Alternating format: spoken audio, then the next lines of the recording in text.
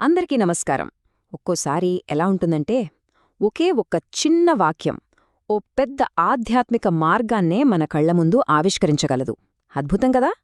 ఈరోజు మనం సరిగ్గా అలాంటి ఒక శక్తివంతమైన, చాలా పురాతనమైన సాధన వెనుక దాగి ఉన్న రహస్యాన్ని తెలుసుకోబోతున్నాం. ఇంకెందుకు ఆలస్యం? పదండి ఈ ప్రయాణంలోకి వెళ్ళిపోదాం. సరే, ఆధ్యాత్మిక ప్రయాణంలో ఉన్న ఎవరైనా సరే ఏదో ఒక టైంలో వాళ్లకు వాళ్లు వేసుకునే ప్రశ్న ఇది. ఏంటంటే, అసలీ ముక్తి అంటే ఏంటి? దీని గురించే మనం ఈరోజు మాట్లాడుకోబోతున్నాం. చూడండి, ఈ ప్రశ్నే మనం మొత్తం విశ్లేషణకు పునాదిలాంటిది. ఎందుకంటారా? సింపుల్. గమ్యమేంటో తెలిస్తేనే కదా ఆ దారిలో ఎలా వెళ్లాలో ఆలోచించగలం. కరెక్టేనా? చూడండి, చాలా ఆధ్యాత్మిక మార్గాలకు ఒక ఫైనల్ డెస్టినేషన్, ఒక అంతిమ గమ్యం అనేది ఉంటుంది. అలాగే మనమిప్పుడు తెలుసుకోబోతున్న ఈ మార్గానికి కూడా ఒక క్లియర్ కట్ లక్ష్యముంది. అదేంటో తెలుసా? అదే ముక్తి.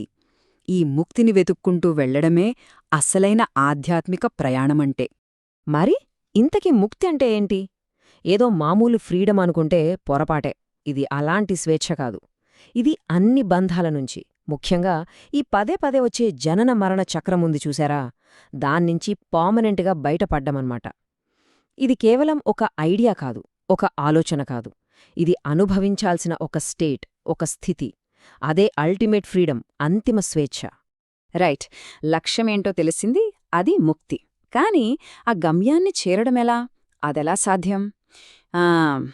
ఇక్కడే మనం మాట్లాడుకుంటున్న మూలగ్రంథం ఒక సింపుల్ కానీ చాలా చాలా పవర్ఫుల్ ప్రాక్టీస్ను మన ముందు పెడుతుంది. అదే నామస్మరణ. నామస్మరణ వినడానికి చాలా సింపుల్గా అనిపిస్తుంది కదా. ఏముంది, దైవనామాన్ని కంటిన్యూవస్గా గుర్తుచేసుకోవడమే. కాని ఒక్క నిమిషం, ఇది కేవలం పెదవులతో చేసే జపం కాదు, అస్సలు కాదు. ఇది ఒక ఇంటర్నల్ ప్రాసెస్. అంటే మనస్సులో, హృదయంలో ఆ నామం యొక్క వైబ్రేషన్ని నిరంతరం ఫీలవడం. ఈ భక్తితో కూడిన స్మరణే ఈ మొత్తం మార్గానికి ఆయువుపట్టు లాంటిది. నామస్మరణం ముక్తిలాంటిది. వావ్! ఈ ఒక్క చిన్న వాక్యంలో ఎంత డెప్తుందో చూడండి. ఇదేం చెప్తోంది? సింపుల్గా చెప్పాలంటే, సాధన వేరు, గమ్యం వేరు కాదు, రెండూ ఒక్కటే. అంటే నామాన్ని స్మరిస్తున్న ప్రతి క్షణం, అప్పుడే ఆ క్షణంలోనే ముక్తిని అనుభవిస్తున్నట్టు లెక్క. సాధన చేసుకుంటూ వెళ్లడమే గమ్యాన్ని చేరడమంటే. అద్భుతం కదా? ఓకే, మార్గం క్లియర్గా ఉంది. సాధన కూడా ఏంటో మనకు తెలుసు. అంత బానే ఉంది. అయితే ఈ ప్రయాణంలో మనల్ని ఆపే ఒక పెద్ద అడ్డంకి ఉంది, ఒక మేజర్ హర్డిల్. అది ఎక్కడో బయటలేదు, మన లోపల్నుంచే వస్తోందా ఛాలెంజ్. అదేంటో తెలుసా? అహంకారం. అహంకారం అనగానే మనకు వెంటనే గుర్తొచ్చేది గర్వం, పొగరు. కాని అది కాదిక్కడ పాయింట్. దాని అసలు రూపం వేరే ఉంది. అదేంటంటే, నేను వేరు, ఈ ప్రపంచం వేరు, ఈ ఫీలింగ్. ఈ నేను, నాది అనే ఆలోచన ఉంది చూశారా, అదే అన్ని బంధాలకు రూట్ కాజ్.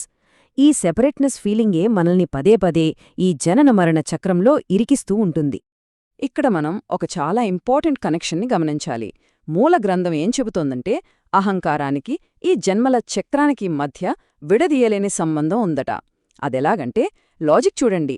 నేను ఉన్నాను అనే భావన ఉన్నంత కాలం ఆ నేను ఎగ్జిస్ట్ అవ్వడానికి ఒక శరీరం కావాలి కదా, అందుకే జన్మలు తప్పవు. సో దీన్ని బట్టి మనకేం క్లియర్ అవుతోంది? అహంకారాన్ని గెలిస్తేనే ఈ సైకిల్ నుంచి బయటపడగలం. ఇప్పుడు మనం చూస్తున్న ఈ చిత్రం మన లోపల జరిగే అంతర్గత సంఘర్షణకు అద్దం పడుతోంది. ఒకవైపు అహంకారమనే సంకెళ్ళు మనల్ని కట్టిపడేసే స్థితి, ఇంకోవైపు ఆ సంకెళ్లను తెంచుకొని స్వేచ్ఛవైపు ఎగరాలనే తపన. ఈ రెండింటి మధ్య మనం చేసే ప్రయాణమే ఆధ్యాత్మికత అంటే. అయితే ఒక్క ప్రశ్న, ఇంత స్ట్రాంగ్గా ఉన్న అహంకారాన్ని కేవలం మన సొంత ప్రయత్నంతోనే గెలవడం సాధ్యమా? డౌటే.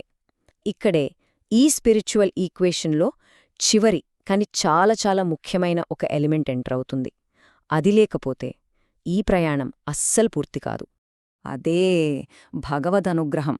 సింపుల్గా చెప్పాలంటే డివైన్ గ్రేస్, దైవిక కరుణ.